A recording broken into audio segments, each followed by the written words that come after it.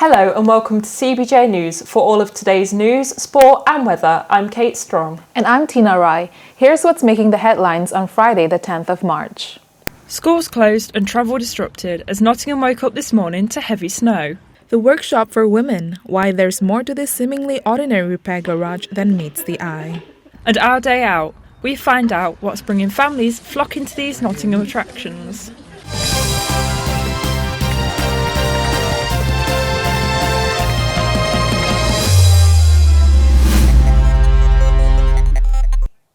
First of all, campaigners are calling for better treatment of a painful condition that affects 1.5 million women in the UK. Endometriosis is often misdiagnosed and ruins lives. CBJ's Chloe Baker spoke to 3 women from our region who live with the condition. These are their stories. 1.5 million women in the UK suffer from endometriosis. These 3 women are some of the real stories behind that number. I feel like over the years, you would think that I'd kind of learned to deal with the pain, but the pain still remains the same. The only reason why I haven't been to see a doctor is because of my fear of birth control. There's a history of endometriosis in my family, like my mom has experienced it, and many women in my family have had adverse reactions to birth control. Yeah, it wasn't until my mum took me to a private specialist, which I was very lucky to have, that within one session I was diagnosed with endometriosis at 19, and less than a month later I had surgery. I had a laparoscopy, so I had a pole put through my belly button and 2 kind of put through my sides to have a look. I was told the procedure would take about 45 minutes. I was in there for about 2 hours in the end, because it's women's health. If men came to the doctor with the same pain, they'd probably be taken more seriously. Absolutely.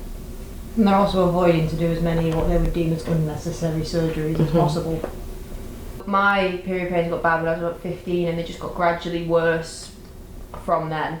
And then when I went to a doctor, they just kept prescribing the same as I should. They kept prescribing me pain medication after pain medication. And they asked me if I had a history of endometriosis in the family. At the time I didn't know it. But then during this process when I was about 16, found out that my aunt was diagnosed with it at that time. And I was like, oh well, this is probably the problem then. I spoke to my doctor about this and he kind of brushed me off and said, well, there's no point in sending you for tests on it because they'll just do what I'm doing. It's nice when your friends understand how you feel. Like, it's the same way if I told my boyfriend, oh, I'm in pain, he wouldn't know how I feel, but Asha's been through the same thing, Holly's been through the same thing. You understand? Yeah. It's clear that more stories from women who suffer with endometriosis need to be heard. Chloe Baker, CBJ News, Nottingham. Nottingham City Council has been given until the end of June to decide the future of Nottingham Castle. The venue has been shut since November after the Nottingham Castle Trust went into liquidation. The cost to the council in lost income and bills to keep the historic site open has reached almost £600,000.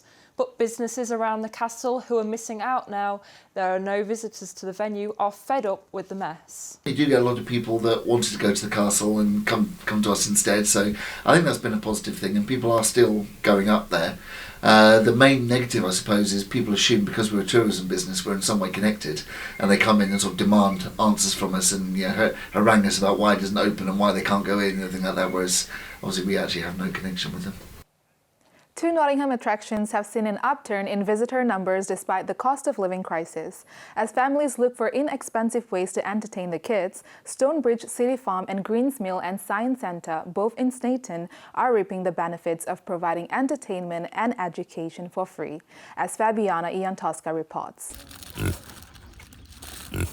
There's lots to grunt about here at Stonebridge City Farm, which, despite the cost of living crisis, has provided a warm welcome for families looking for an inexpensive day out. I think it's just a really nice kind of like little mini day trip, and it's not far, so you can bring the kids. They get to experience some of the animals and just like the little joys on their face and stuff, and I like that you can feed the animals as well. Whether it's feeding the goats or admiring them from afar, the city centre attraction is free with no need to book ahead. The family would come for the animals, for the farm animals, but also there's a playing area for toddlers and a lovely garden, and just to be able to enjoy the countryside here in the city of Nottingham. For younger Peppa Pig lovers who enjoy music, Rainbow Stripes is a great bit of entertainment on a Tuesday.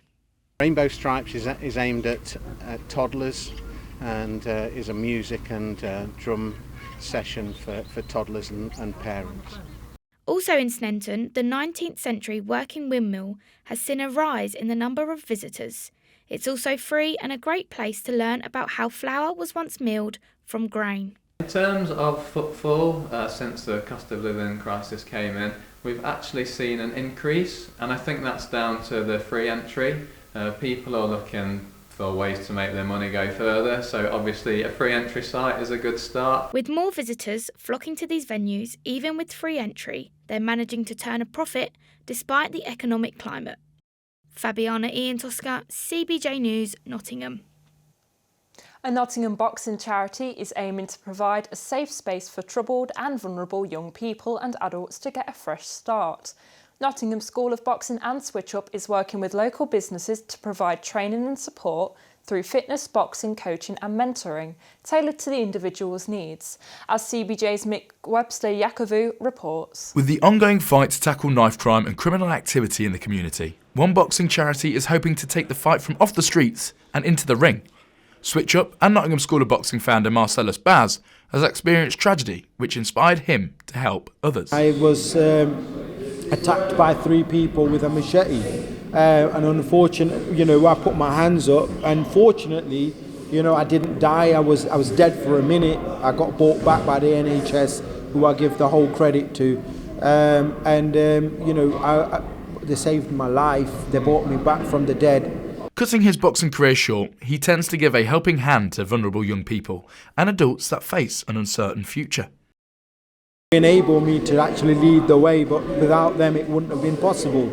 So the recognition for all of these people that were there behind the scenes, enabling it to happen, was great. And also being recognised did bring more people through the door that we could support and help. It rose awareness. The awareness that we raised through winning the award actually penetrated through to families that didn't know about us, so that could access that support. Switch Up provides mentoring schemes for members of its community in St Anne's, giving them a safe space to learn and grow. Funding's getting harder and harder. We're seeing that young people, I run a youth council at Switch Up, and the young people are telling us that youth clubs are getting shut and that there's not local activities for them to do. And what happens when they get bored?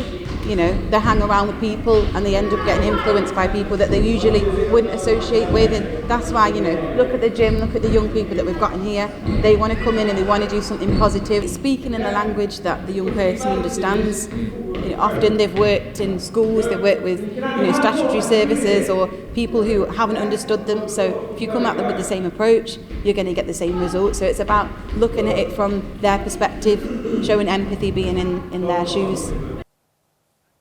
Bike maintenance and training classes are being held in Nottingham to boost women's confidence on the roads. Lydia Davis went to learn more. Bikes, screws, wheels and clamps. This is a regular day in the lives of the women here at Women in Tandem. This woman-led bike collective has been set up with the aim to empower women through cycling. Engineer Lily Bevan is the managing director of the collective and hosts weekly bike servicing and repair workshops for women. We can barely keep up with the demand, to be honest. It's just gone from strength to strength, and we're just seeing so many more women get the confidence to ride their bike. Today is our open workshop, and then there's 4 people in the room at once, and then me and Steph will go around and just help people fix anything they want on their bike. So that could be anything from fitting a mudguard to resetting their gears to whatever problem they're having on their bike. We'll work to solve it with them. Put the chain on. So yeah, I'm excited to get some tubeless tyres on. Should be good. Esther is a keen cyclist from Nottingham. She brought her bike in for repair for the first time. I love the bike, but I found it quite difficult up hills. It's only got 3 gears. So I met somebody on a bike tour in Nottingham, and they recommended I get this, which is slightly smaller, and it would help me a little bit ease the going up hills. But I'm here because I want to learn how to do it myself, basically.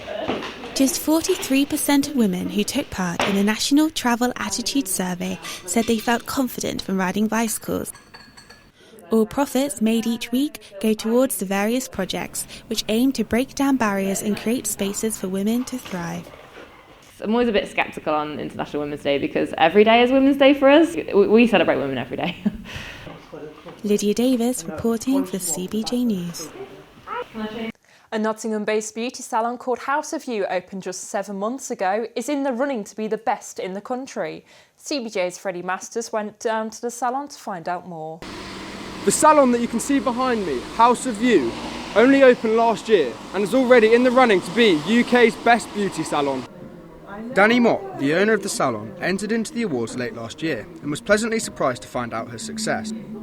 The awards are an annual event that celebrates the best hair and beauty salons in the United Kingdom.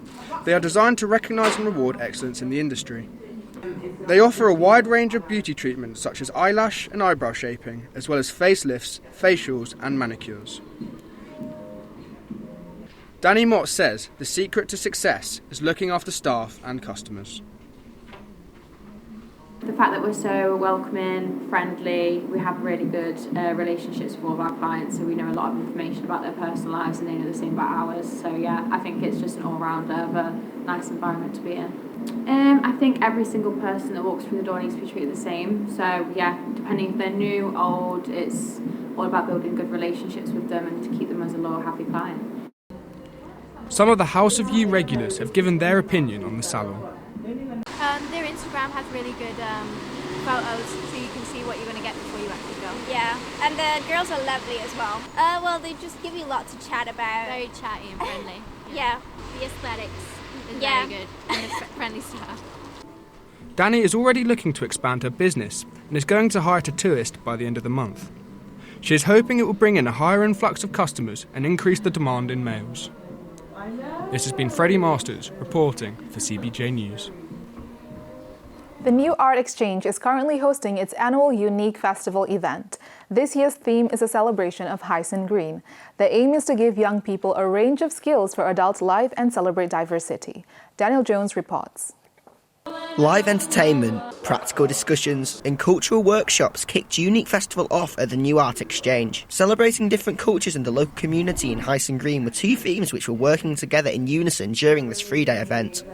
The fabrics that we are using to create these yarns are from local independent stores, so I think it's important to support the community, and I think that is a good thing to teach younger people as well, to kind of go to smaller businesses and kind of help each other out, because as artists as well, we're, trying to support ourselves as well. So it has also focused on life lessons for young people, such as how to run a business and a session in verbal defence, which aims to prepare them for the future. It's good to have events like this where young people can feel like, not all is lost. They're the next generation, and something that I like to say is that young people are the future, but also young people are the now. So this type of events are massively significant and important. I've struggled myself with a lot of the topics that have been talked about today, and I feel like if I had a lot of the help that is available here for the young people, it would have been a bit of a different story for me. Emotive poetry was also read by people at the event, which shared the festival's ethos with change regarding discriminatory behaviour in England. This whole festival is an act of change. The Unique Festival is youth-led, right? So it was the youth themselves that came up with these themes of recoding your world, finding your voice. The value of community in Hyson Green is at the heart of this festival, and its work is certainly threading Nottinghamshire together. Daniel Jones, CBJ News, Hyson Green. Now, many of us woke up to snow this morning, which closed around 20 schools across the county and caused travel chaos for many. We've sent our reporter Luke Roll to find out how Nottinghamshire residents have been coping. I'm here at Williston Hall in Deer Park, joined by my mate Frosty. This is the last remaining snowman, and as you can see around me, the snow is quite rapidly melting. Trains have been cancelled, the airport was shut this morning. My question is, do we in the UK overreact when there's a little bit of snow? Well, I've asked some locals around here. When you look at other countries, you go to the places with snow points, they just deal with it, like everything's set up and ready to go, whereas here it's just ridiculous. The points, you're totally stuck going anywhere doing anything. One day of school cancelled in my whole life because of snow. Today it's not enough snow to cancel anything over, actually. It's really nice to see the Walladon Park with the snow. Thanks, Luke. Well, there were very mixed opinions there. And now for the sport. Tomorrow, Nottingham Forest will take on Tottenham Hotspur, kicking off at 3 p.m. The Reds hope to secure a win away following their home draw to Everton last week. Notts County will also be playing as they face off Dorking Wanderers in a home match starting at 5:20. And now for the weather. This afternoon, the sun has come out to melt away the earlier snow, but you'll still want to wrap up warm. We can expect highs of 3 degrees, dropping to -2 overnight. That's all from the CBJ News team. Until next time, it's bye for now.